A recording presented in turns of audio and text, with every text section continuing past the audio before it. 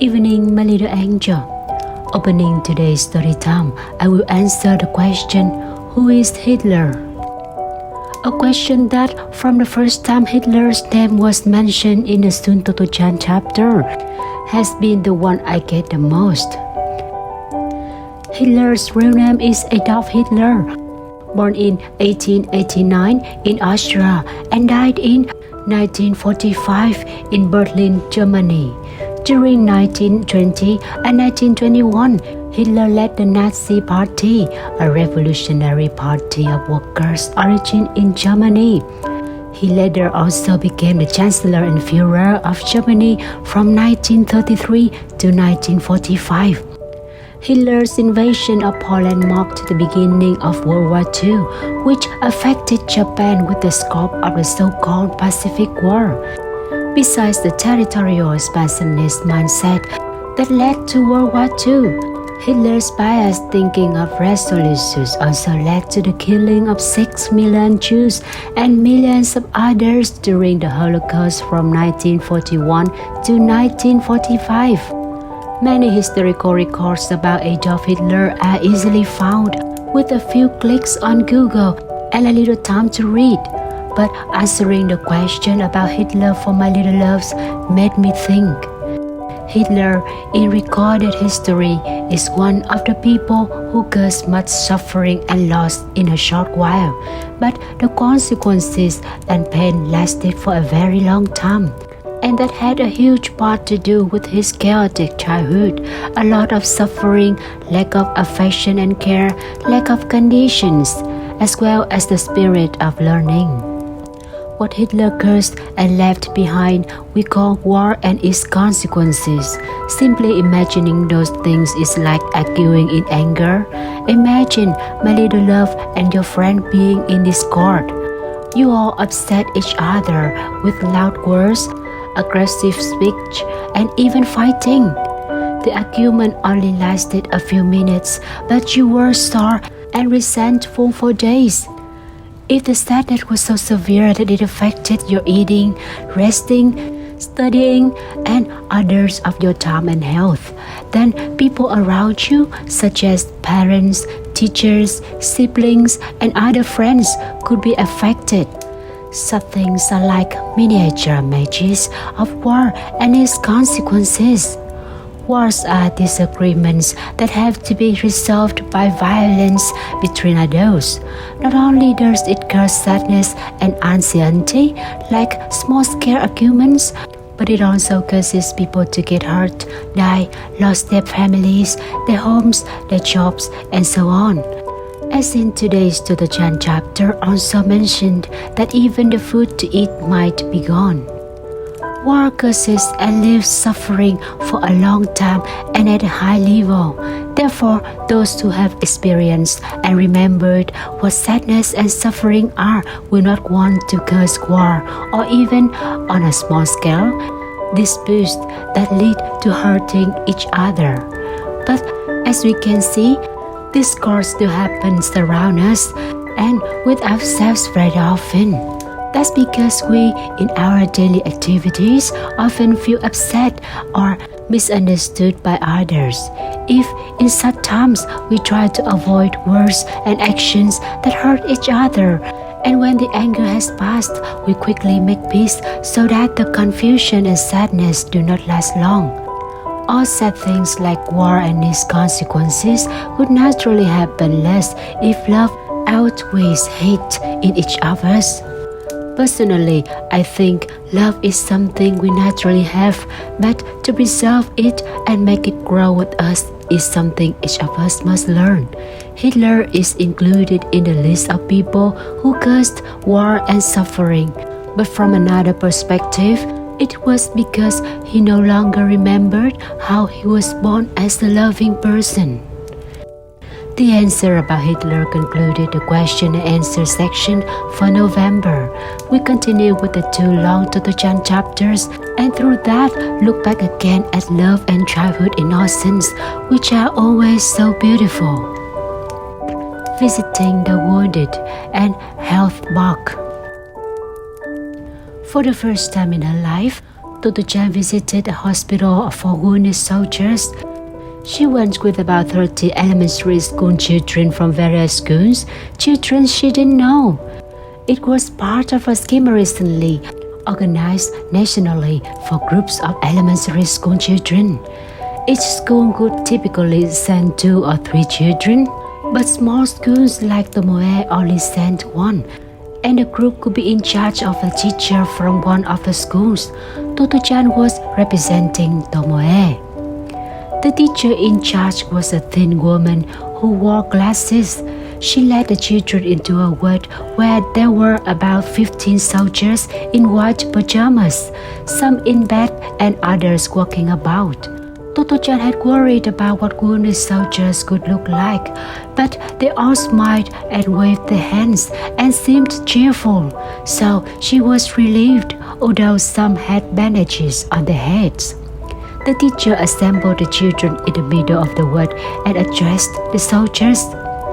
"We've come to visit you," she said, and the children bowed. The teacher went on, "Since today is the 5th of May Boys' Day, we're going to sing carp streamers." Like a conductor, she raised her arms and said to the children, "Now, ready, 3, 4, and began to beat time. The children didn't know each other, but they all started singing wholeheartedly. Over the sea of rooftops, over the sea of clouds. Totto-chan didn't know the song. They didn't teach a short of song at Tomoe. She sat on the edge of the bed of a man with a kind face who was sitting up and just listened to them singing, feeling somewhat awkward. When that song ended, the teacher clearly said, "Now we shall sing the Doll Festival." They sang it beautifully, all except Totto-chan.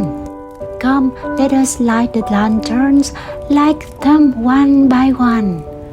There was nothing Totto-chan could do but remain silent. When they had all finished singing, the man clapped. The teacher smiled and said, "Now then, what about Pony and the Mare? All together, 3, 4. I started beating time again. Totto-chan didn't know that one either. When the children had finished singing it, the soldier in the bed Totto-chan was sitting on bent her head and said, "You didn't sing?" Totto-chan felt very apologetic. She had come to visit the soldiers and couldn't even sing them a single song. So she got up and, standing a little away from the bed, said bravely, "All right, now I'll sing one I know." Something was about to happen that wasn't according to plan. "What are you going to sing?" asked the teacher. But Totto-chan had already taken a deep breath and was starting to sing, so she decided to wait. Since she was representing Tomoe, Totto-chan thought she had better sing Tomoe's best-known song. After taking that deep breath, she began, "Chew, chew, chew it well, everything you eat." Some of the children laughed. Others asked their neighbors, "What's the song? What's the song?" The teacher started to beat time but did not know quite what to do and was left with arms in mid-air. Totto-chan was embarrassed, but she sang for all she was worth.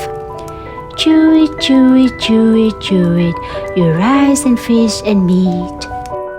When she finished singing, Totto-chan bowed. When she raised her head, she was astonished to see tears streaming down the face of the soldier. She thought she must have done something terrible, and then the soldier, who looked a little older than Daddy, patted her head again and said, "Thank you, thank you." He went on patting her head, and he couldn't stop crying. Then the teacher said brightly, and if to try and cheer him up, "Now, I think it's time to read out the compositions we're reading for the soldiers." The children took turns reading their compositions aloud. Totto-chan looked at her soldier. His nose and eyes were red, but he smiled. Totto-chan smiled back, and she thought to herself, "I'm so glad the soldier smiled." What had brought tears to that soldier's eyes, only he knew. Maybe he had a little girl like Totto-chan, or perhaps he was simply touched by the sweet way she sang the song as best as she could. Or maybe because of his experience at the war front. He knew how near they all were to starvation, and the thought of this little girl singing "Chew it well" when there might soon be nothing left to chew may have filled him with sadness. The soldier may also have realized what terrible events would soon engulf these very children. The children reading their compositions may not have sent it then, but the Pacific War was already underway. Showing her train pass on a cord around her neck to the man at the gate, whom she now knew quite well, Totto-chan walked out the station at Chiyugaoka. Something very interesting was going on. A young man was sitting cross-legged on a mat behind an enormous pile of what looked like pieces of tree bark. 5 or 6 people stood around looking down at him. Totto-chan decided to join them since the man was saying, "Now watch me carefully, watch me carefully." When the man saw Totto-chan stop, he said, "The most important thing for you is health. When you get up in the morning and want to know whether you are well or not, this piece of bark will tell you. Every morning, all you have to do is chew a bit of this bark. If it tastes bitter, it proves you are not well. If it doesn't taste bitter, you know you are alright. You are not ill. This bark that tells you whether you're ill only costs 20 cents. Will that gentleman over there care to try the piece?" He handed the bark to a rather thin man who timidly bit it with his front teeth. The man tilted his head slightly and considered it. "It does seem a tiny bit bitter." The young man leapt up, exclaiming, "Sir, you must suffer from some disease. You have to be careful, but don't worry. It's not very serious yet. You said it just seemed a little bitter. Now, what about the lady over there? Would you mind chewing this, please?" A woman with a shopping basket took a large piece of bark and chewed it vigorously. She cheerfully announced, "Why, that wasn't bitter." "Congratulations, madam," said the man. "You must be very healthy indeed." Then he said, raising his voice, "Only 20 cents, 20 cents. That's all it costs to find whether you are healthy every morning. A real bargain." Totto-chan wanted to try a bite of grayish bark too, but was too shy to ask. Instead, she asked, "Will you still be here when school's over?" "Sure," said the man, glancing at the young school child. Totto-chan ran off, her bag flapping against her back. She didn't want to be late since there was something she had to do before school began. She had to ask the children something the moment she got to her classroom. "Can anybody lend me 20 cents?" But nobody had 20 cents. One of those long packers of caramels only cost 10 cents, so it wasn't very much money, but nobody had it. "Shall I ask my parents?" asked Mio-chan. At times like this, it was very convenient that Mio-chan happened to be the headmaster's daughter. Mio-chan's house adjoined the assembly hall, so it was just as if her mother lived at the school. "Daddy said he'll lend it to you," she told Totto-chan at lunchtime. "But he wants to know what it's for." Totto-chan made her way to the office. "So, you want 20 cents?" he asked, taking off his glasses. "What do you want it for?" "I want to buy a piece of bark that tells you whether you're sick or well," she replied quickly. The headmaster's curiosity was aroused. "Where are they selling them?" "In front of the station," she replied, in a great hurry. "All right," said the headmaster. "Buy once if you want, but let me have a bite, won't you?" He took a purse from his jacket pocket and placed 20 cents into Totto-chan's palm. "Oh, thank you so much," said Totto-chan. "I'll get the money from mother and pay you back. She always gives me money for books. If I want to buy anything else, I have to ask first, but health bark is something everybody needs, so I'm sure she won't mind." When school was over, Totto-chan hurried to the station, clutching her 20 cents. The man was still there, extolling his product in a loud bargain. When he saw the 20 cents in Totto-chan's hand, he broke into a broad grin. Good girl. Your mother and father will be pleased. So will Rocky, said Totto-chan. Who's Rocky? Asked the man as he picked out a piece of bark for Totto-chan. He's our dog. He's a German Shepherd. The man stopped and thought for a minute, then said, A dog? Well, I suppose it will walk with the dog too. After all, if it's bitter, he won't like it, and that means he's ill. The man picked out a piece of bark about 3 centimeters wide and 15 centimeters long. Here you are. Bite some every morning, and if it's bitter, you are sick. If not, you are as fit as a fiddle. Totto-chan went home, carefully carrying the precious bark wrapped in newspaper. The first thing she did when she got home was to take a small bite. It was dry and rough, but not bitter. In fact, it didn't taste of anything at all. Hooray! I'm healthy! Of course you are, said Mother, smiling. What's on earth the matter? Totto-chan explained. Mother tried biting a piece of the bark too. It's not bitter. Then you're healthy too, Mother. Then Totto-chan went over to Rocky and held the bark to his mouth. First, Rocky sniffed it. Then he licked it. You've got to bite it, said Totto-chan. Then you know whether you're sick or not. But Rocky made no attempt to bite it. He just scratched the bark of his ear with his paw. Totto-chan held the tree bark closer to his mouth. Come on, bite it. It could be terrible if you won't well. Rocky reluctantly bit a tiny piece of the egg. Then he sniffed it again, but he didn't look like he disliked it. Then he just let out a big yawn.